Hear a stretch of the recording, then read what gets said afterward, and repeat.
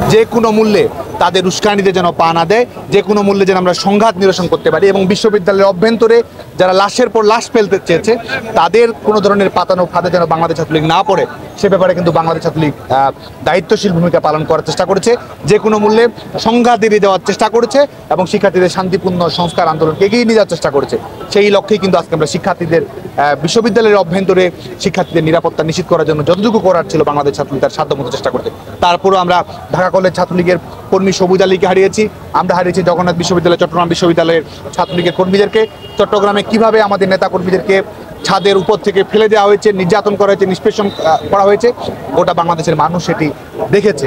আমরা মনে করি যে এই শোকে মুহ্যমান, এই শোক থেকে শক্তি গ্রহণ করে দায়িত্বশীল আচরণের মধ্য দিয়ে শান্তিপূর্ণ ছাত্র রাজনীতির মাধ্যমে সাধারণ শিক্ষার্থী যারা সবসময় শান্তির কথা বলেছে, যারা সবসময় সহিংসতার বিরুদ্ধে কথা বলেছে, তাদের শক্তিতে উজ্জীবিত হয়েই যারা শিক্ষার্থীদের কাঁধে বন্দুক রেখে দেশে অস্থিতিশীল পরিবেশ তৈরি করতে চেয়েছে, শিক্ষার্থীদের লাশের উপর ভর করে যারা পেছনের দরজা দিয়ে ক্ষমতায় যাওয়ার দুঃস্বপ্ন দেখেছে, তাদের বিরুদ্ধে আমরা শান্তির শক্তিতে ঐক্যবদ্ধ হয়ে বিশ্ববিদ্যালয়গুলোতে শিক্ষার সুষ্ঠু পরিবেশ ফিরান বলে মনে করি।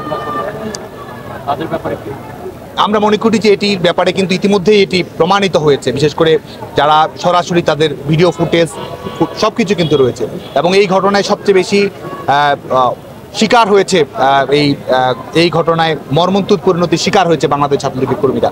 বিশেষ করে স্বাধীনতা বিরোধী যুদ্ধাপরাধীদের তাবেদার শক্তি ছাত্রদল, ছাত্র শিবিরের সশস্ত্র ক্যাডারেরা কিন্তু আক্রমণ চালিয়েছে। দেশি বিদেশি অস্ত্রশস্ত্রে সজ্জিত হয়ে ঢাকা বিশ্ববিদ্যালয়ের আবাসিক হলগুলোতে ভাঙচুর করা, বাংলাদেশের বিভিন্ন বিশ্ববিদ্যালয় ক্যাম্পাসে শিক্ষার্থীদের উপরে আঘাত করা, সেটি কিন্তু তারা করেছে। চিহ্নিত ছাত্রদল এবং ছাত্র শিবিরের ক্যাডারেরা, নিষিদ্ধ ঘোষিত সংগঠন হিজবুত তাহরির সহ উগ্রপন্থী সংগঠনের নেতাকর্মীরা পরিকল্পিতভাবে এটি করেছে।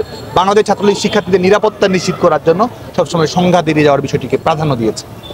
একটা প্রশ্ন, সেটা হচ্ছে যে মানে অনেকেই বলছে যে এই যে একটা এত বড় ঘটনা ঘটলো, তারপরে ছাত্রলীগ গা ঢাকা দিয়েছে, অথবা আপনার কথা বলা হয়েছে যে আপনি বিদেশে চলে গেছেন, এই ধরনের কথাবার্তা একটা ছড়িয়ে পড়েছে। আসলে এই বিষয়ে কি বলবেন আপনি? দেখুন, এই ঘটনার পরেও আপনারা জানেন যে যখন আমি রাজাকার স্লোগান দেওয়ার পরিকল্পিত রাজনৈতিক বাস্তবতা বাংলাদেশে তৈরি করলো স্বাধীনতা বিরোধী অপশক্তি, তাৎক্ষণিকভাবেই কিন্তু বাংলাদেশ ছাত্রলীগ মিছিল করেছে এবং পরবর্তীতে ইউজিসির নির্দেশনার আলোকে এবং আপনারা ইতিমধ্যেই যেটি জেনেছেন, মাননীয় প্রধানমন্ত্রী বঙ্গবন্ধু শেখ হাসিনার নির্দেশনার আলোকে সংঘাত নিরসন করা। কারণ আমাদের মাননীয় প্রধানমন্ত্রী বঙ্গবন্ধু শেখ হাসিনা শিক্ষার্থীদের নিরাপত্তার বিষয়টিকে সবচেয়ে বেশি গুরুত্ব দিয়েছেন।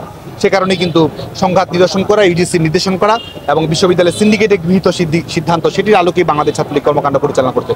তারপরের দিনে আপনারা জানেন যে ঢাকা বিশ্ববিদ্যালয়ে এই শাহবাগ চত্বরে ঠিক তারপরের দিনই কিন্তু আমরা বাংলাদেশ ছাত্রলীগ কর্মসূচি পালন করেছি এবং গত কয়েকদিন ধরে টানা আপনারা জানেন যে শাহবাগ চত্বরে কেন্দ্রীয়ভাবে এবং বাংলাদেশের প্রত্যেকটি জেলা, মহানগর, মফস্বল বিশ্ববিদ্যালয় ইউনিটে বিশেষ করে সহিংসতা নিরসনের জন্য বঙ্গবন্ধু শেখ হাসিনা যে কারফিউ দিয়েছেন, সেই কারফিউর কারণে নিম্ন আয়ের মানুষ, শ্রমজীবী মানুষ, দুস্থ মানুষ তারা যেন সংকটে না পড়ে সেজন্য খাদ্য সহায়তার কর্মসূচি কিন্তু এখনো চলমান রয়েছে। ধারাবাহিকভাবে বাংলাদেশ ছাত্রলীগের নেতাকর্মীরা সেটি কর্মকাণ্ড পরিচালনা করছে। এর বাইরেও আমাদের ছাত্রলীগের যেসব নেতাকর্মী আহত নিহত হয়েছে তাদের পরিবারের পাশে দাঁড়ানো, তাদের স্বজনদের পাশে দাঁড়ানো, আহত শিক্ষার্থীদের পাশে দাঁড়ানো, তাদের সার্বিক সহযোগিতা নিশ্চিত করা, আইনগত সহযোগিতা করা এবং কোনো নিরপরাধ শিক্ষার্থী যেন হয়রানির শিকার না হয় সে ব্যাপারে বাংলাদেশ ছাত্রলীগ ধারাবাহিকভাবে কর্মকাণ্ড পরিচালনা করে যাচ্ছে।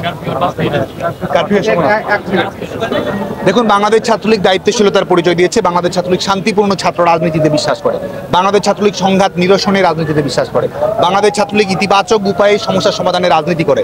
যে কারণেই কিন্তু আমরা কোটা সংস্কারের বিষয়ে আমরা যৌক্তিক সমাধানের জন্য সংশ্লিষ্ট সকল পক্ষের কথা বলেছি, আইনগত সমাধানের কথা বলেছি এবং সকল পক্ষকে ধৈর্যের সঙ্গে এই বিষয়টি যেন এগিয়ে নিয়ে যায় সেই লক্ষ্যে কিন্তু এবং আমরা একই সঙ্গে শিক্ষার্থীদেরকে সচেতন করছি যাতে করে বিএনপি জামায়াত যারা শিক্ষার্থীদের জনপ্রিয় আন্দোলনকে ব্যবহার করে ভিন্নভাবে নিজস্ব রাজনৈতিক এজেন্ডা বাস্তবায়ন করতে চায় সেই ব্যাপারে যেন সচেতন থাকে। আমরা যে সতর্কতা দিয়েছি বাংলাদেশে কিন্তু পরবর্তী দেখা গেছে ঠিকই বিএনপি জামায়াত শিক্ষার্থীদের উপরে তাণ্ডব চালিয়েছে। তো সার্বিক পরিপ্রেক্ষিতে বাংলাদেশ ছাত্রলীগ শান্তির সাথে, ক্যাম্পাসের নিরাপত্তার সাথে, শিক্ষার্থীদের নিরাপত্তা যেটি যৌক্তিক ছিল, যেটি যথাযথ ছিল, যেটি দায়িত্বশীল ছিল সেটি করেছে বলে আমরা মনে করি।